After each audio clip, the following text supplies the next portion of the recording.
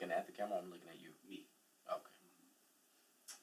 All Now, right. we got to be very careful here because I have a slight lazy eye. So what does this look like in this camera when I'm looking in your direction? It looks fine. I can see it from here. It's not doing this for you? No. Okay. No. I would have said something. I can't have us out here looking crazy. I am Lutfi Mandry Jr. I am from Baltimore, Maryland, not Baltimore, Maryland. Two different places. Baltimore, aka Bodymore, it's an interesting place. Baltimore is tough. It's rough. It's big and yet small. A lot of people know a lot of people, know the same people. It's a city you really have to hold your head down and just push. The biggest thing that Baltimore has taught me is how to survive, how to really just trust my own instincts, and how to hustle, how to grind. It taught me my focus.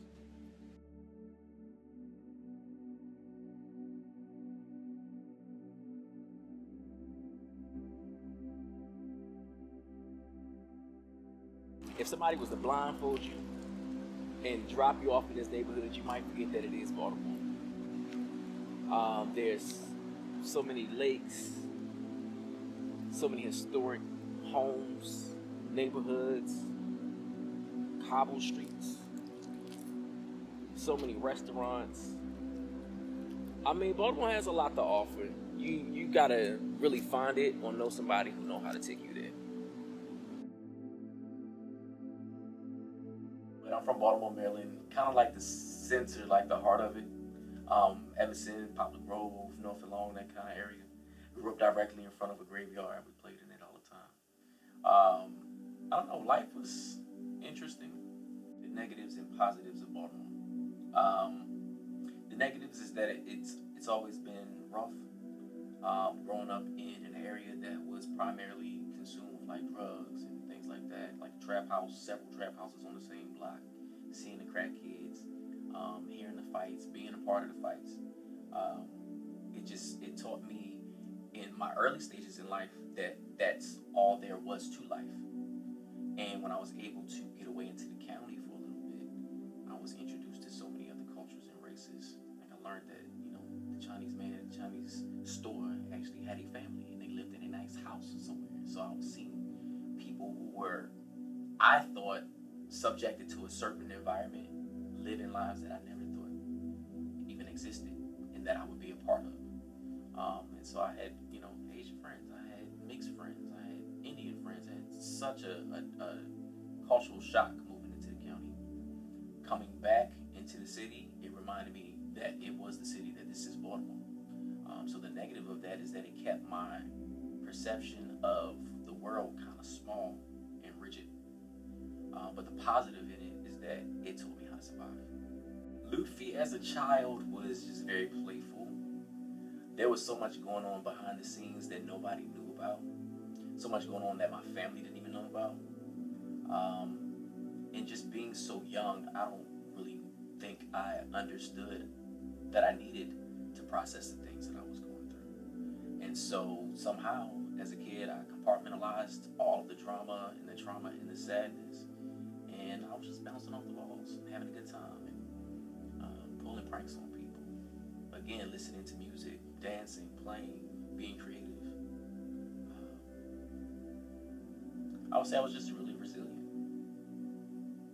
But I remember just being young and watching Living Color and Saturday Night Live and Mad TV and all these different shows, Martin, all of these different shows where I knew they were funny and I knew that people thought they were funny, knew they were funny, and I wanted to be funny.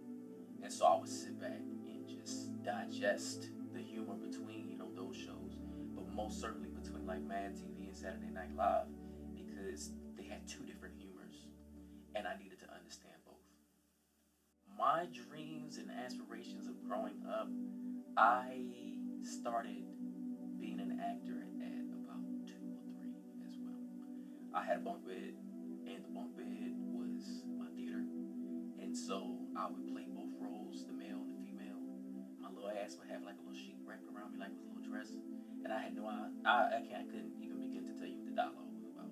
But whatever that little girl was saying, I would drop the little sheet and then run over and beat a guy, and then he'd say what he'd say, and it was just a whole interaction back and forth in front of the teddy bears.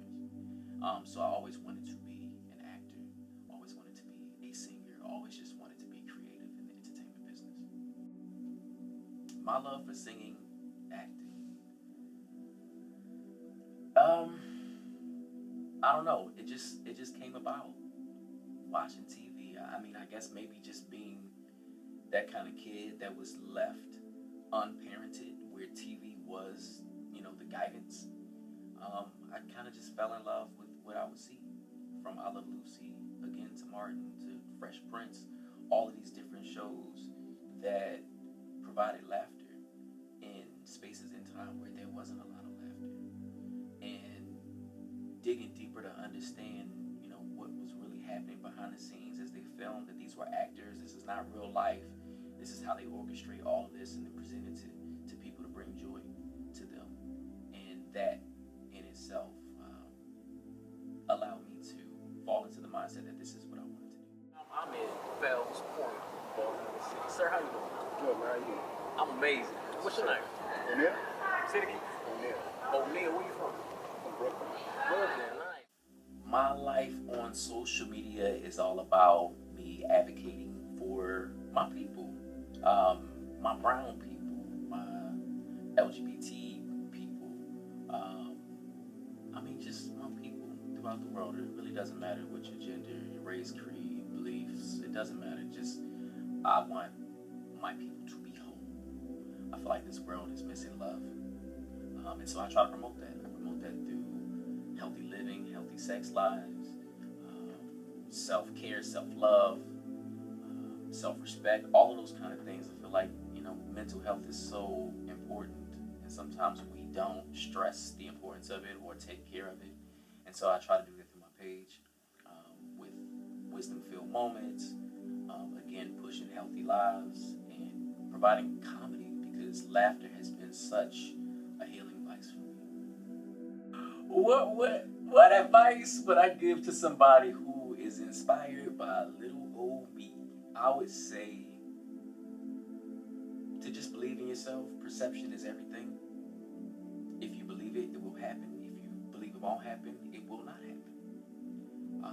And don't let anybody else tell you what can or cannot be. Your vision is your vision. It's like a dream. Only you can see it. Other people can conspire. Other people can be a part of it, but they can't make it happen for you. And so if you want it, whatever it may be, you have to go after it. I just want to say, and I've learned this from quite a teacher, Miss Brandy Norwood herself, that you have to believe in yourself and know that you are the shit. And so I am humbly, boldly embracing that I am the shit. And I encourage you to do the same. The most important thing that we talked about today, I don't think I can pinpoint a one thing.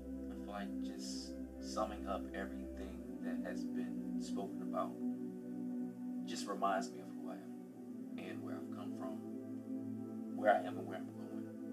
And it's inspired me to maybe even change up a little bit and grow. But then this next phase, I'm saying that. My next phase, I don't know. Because as a human, I want to control so many aspects of it.